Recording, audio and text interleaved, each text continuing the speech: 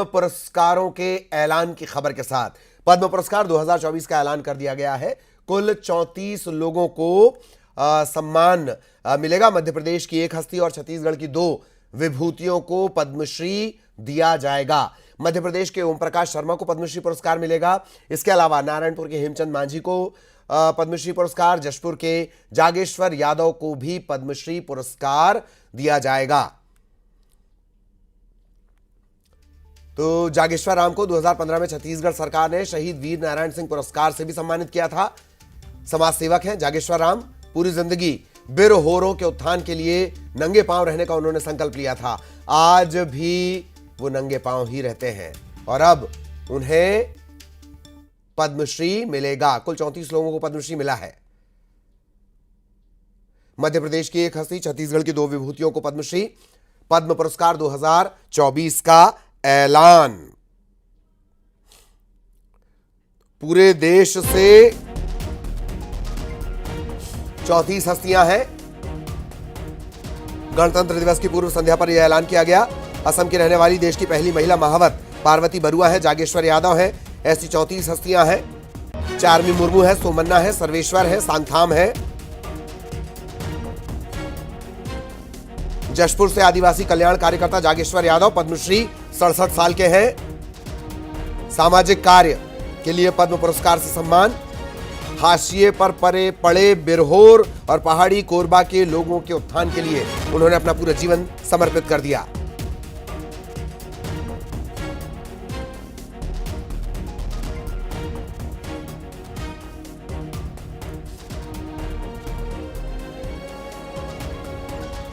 इसके अलावा हेमचंद मांझी छत्तीसगढ़ के नारायणपुर से पारंपरिक औषधीय चिकित्सक हैं और इस मौके पर जशपुर के रहने वाले बिरहोर के भाई के नाम से प्रसिद्ध जागेश्वर यादव को मुख्यमंत्री विष्णुदेव साय ने फोन करके बधाई दी है। विष्णुदेव साय ने जागेश्वर दादा को खुद फोन करके बताया कि उन्हें भारत सरकार द्वारा पद्मश्री पुरस्कार मिला है। पुरस्कार लेने दिल्ली जाना है। अभी सब क्या पता चला कि नहीं आपको? हाँ, आपका सिलेक्शन हो गया है पद्मश्री अवार्ड में ना। आज ऑर्डर हो गया है। हाँ हाँ हाँ हाँ, बहुत बहुत धन्यवाद आपको, बहुत बहुत धन्यवाद। बहुत वर्षों से लगे थे, अभी सबके आशीर्वाद से आपका हो गया पद्मश्री में, है ना। हाँ चले, हाँ चलिए, बहुत बहुत बधाई आपको। हाँ हाँ हाँ, और दूने उत्साह के साथ कोरबा बिरहो लोगों के लिए काम करना है, ठीक है। हाँ हाँ, अब आपको बुलाएंगे वो लेने के लिए, दिल्ली जाना पड़ेगा अवार्ड लेने के लिए, ठीक है। और अब खबर रायपुर से। औद्योगिक कोर्ट का बड़ा फैसला। आरसी कास्टिंग कंपनी के मालिक को सजा। योगेश गुप्ता को 2 साल की सजा। कोर्ट ने 10 लाख का जुर्माना भी ठोका है। कारखाने में सेफ्टी उपकरण नहीं थे, कर्मचारियों को वीकली ऑफ नहीं मिलता था, कारखाने को खतरनाक श्रेणी का माना गया। कम आती हैं ऐसी खबरें। औद्योगिक कोर्ट ने मालिक को सजा सुनाई है।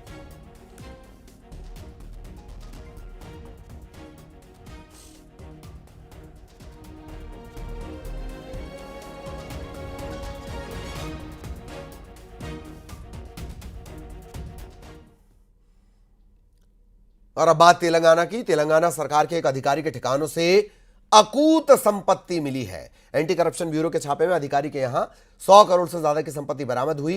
एसीबी ने शिवा बालकृष्ण नाम के जिस अधिकारी के ठिकाने पर रेड की है वो Telangana real estate regulatory authority के सेक्रेटरी हैं। लंबे वक्त से एसीबी के निशाने पर थे। आरोप है कि अपने रुतबे का इस्तेमाल कर करोड़ों की संपत्तियां उन्होंने अपने नाम करवाई हैं। गैर कानूनी तरीके से कई बड़े बिल्डर्स को जमीनें भी मुहैया करवाई हैं।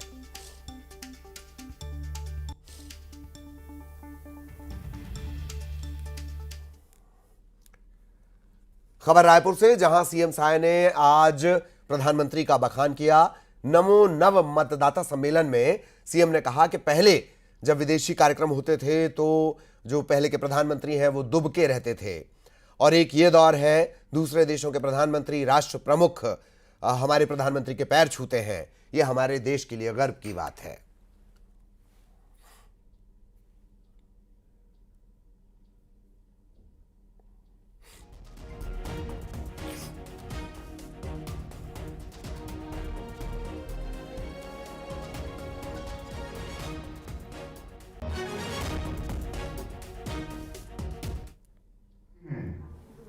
जब वो गुजरात के मुख्यमंत्री थे तो ये अमेरिका वीजा देने से इनकार कर दिया था ना, लेकिन आज प्रधानमंत्री बन गए तो आज क्या हाल है। आज रूस और अमेरिका के राष्ट्रपति भी हाथ मिलाने के लिए लालायित रहते हैं, तो हमारे देश का प्रधानमंत्री कौन कोना में दुख के रहता तो पता नहीं चलता। आज अगर हमारे देश का प्रधानमंत्री खड़ा है तो रूस और अमेरिका के राष्ट्रपति भी सोचते रहते कहां पर मोदी जी, कोई तो उनको पैर छुआ, दूसरे देश के प्रधानमंत्री पैर छू रहे हैं। मोदी जी का अकेले का गौरव नहीं है, 140 करोड़ हम सब लोगों का गौरव है। सरगुजा जिले में बिजली विभाग बिल की वसूली करने में फिसड्डी साबित हो रहा है। जिले में सरकारी शहरी क्षेत्र और सरकारी विभागों का बकाया बिल तकरीबन 33 करोड़ है। 5 करोड़ रुपए से ज्यादा कई सरकारी विभागों का बिजली बिल बकाया है। आम उपभोक्ताओं का बिल बकाया होने पर कनेक्शन काट दिया जाता है, लेकिन सरकारी विभागों पर मेहरबानी है। अधिकारी का कहना है कि सरकारी विभागों को नोटिस भेजा जा रहा है।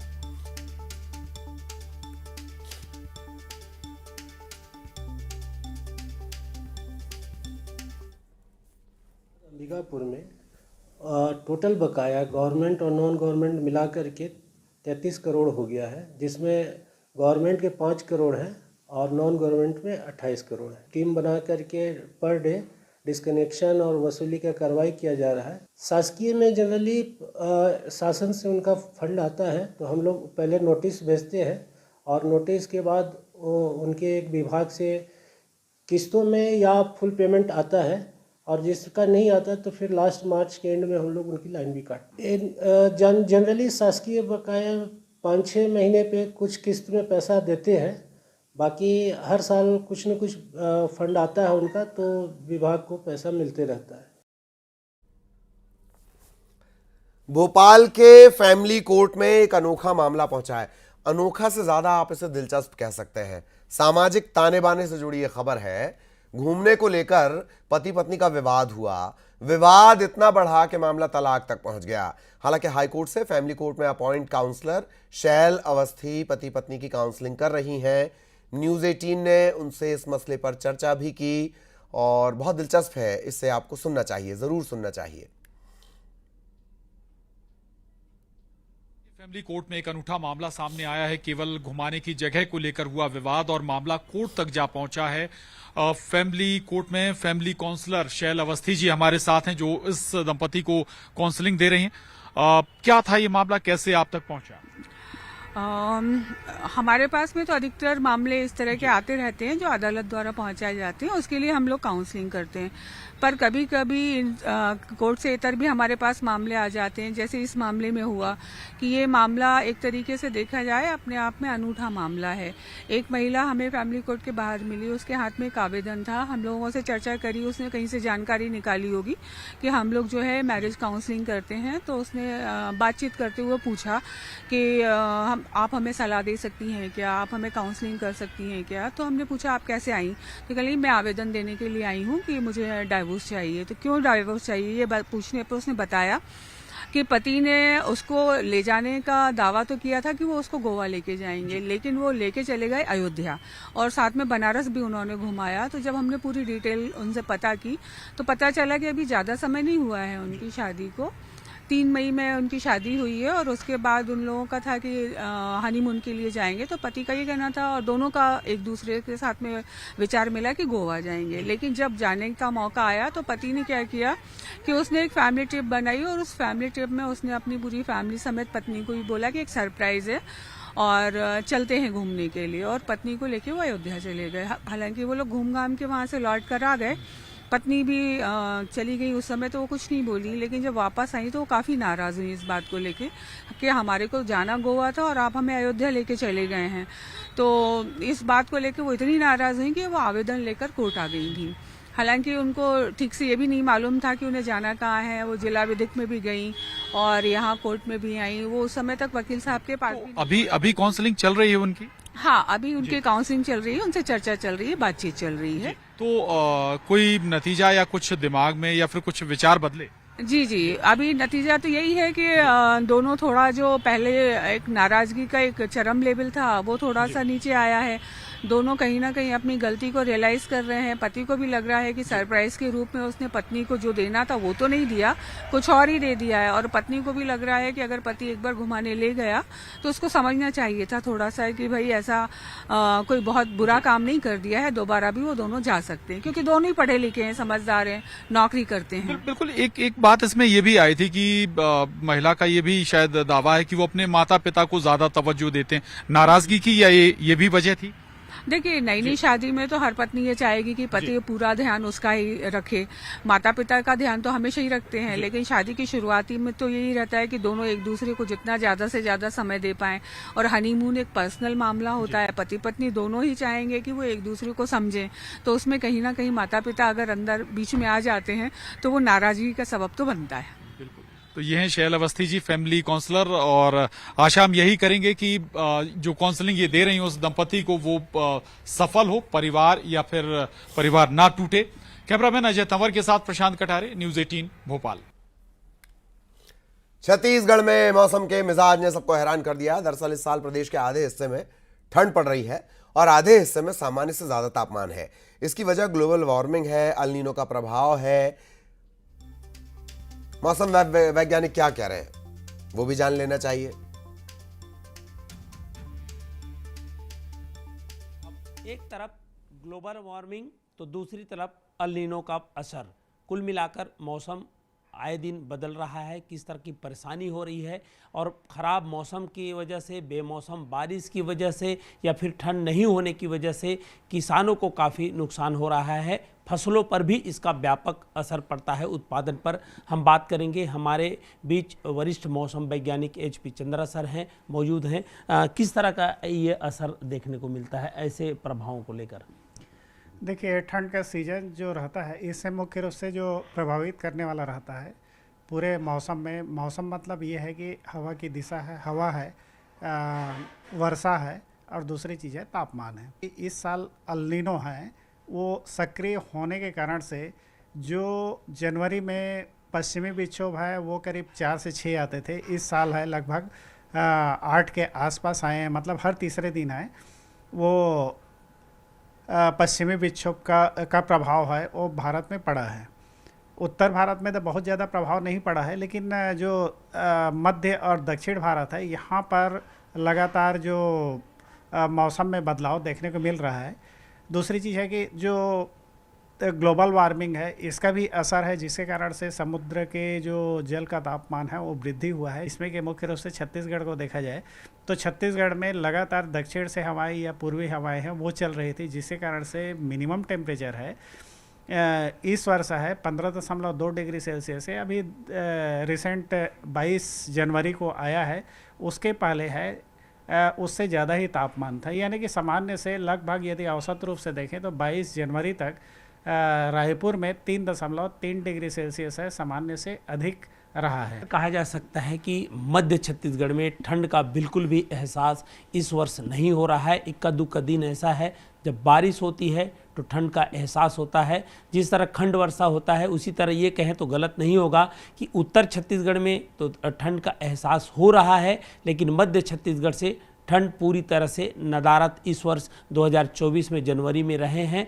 और इसका असर, ठंड ना पड़ने का जो असर है, चाहे वो गेहूं की फसल हो, दलहन तिलहन की फसल है, उसके उत्पादन पर असर पड़ता है। अब ज़रूरत इस बात की है कि अल नीनो का प्रभाव और जिस तरह से ग्लोबल वार्मिंग का प्रभाव, इस तरह से मौसम में काफ़ी बदलाव आ रहा है। कैमरा पर्सन राजेंद्र चौधरी के साथ युगल तिवारी, न्यूज़ 18 रायपुर, छत्तीसगढ़। अंबिकापुर के उदयपुर के रहने वाले छात्र अर्णव कुमार सिंह को गणतंत्र दिवस के मौके पर वीरता पुरस्कार से सम्मानित किया जाएगा। रायपुर में आयोजित गणतंत्र दिवस कार्यक्रम में अर्णव को सम्मानित किया जाना है। गौरतलब है कि अर्णव ने अंबिकापुर के चेतना पार्क में लगी भीषण आग में कई लोगों की जान बचाई थी। दीपावली की रात 1 बजे स्वच्छता चेतना पार्क में आग लग गई। इसकी सूचना अर्णव ने तत्काल दमकल विभाग, पुलिस प्रशासन को दी। सरगुजा SP सुनील शर्मा ने भी अर्णव की तारीफ की थी।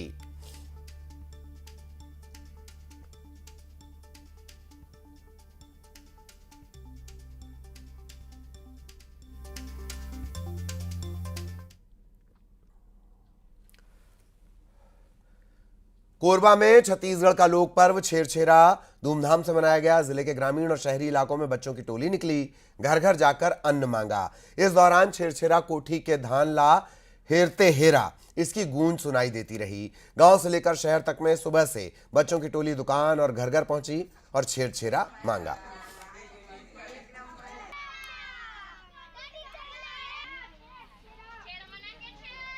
छत्तीसगढ़ का लोक पर्व छेरछेरा धूमधाम से मनाया जा रहा है।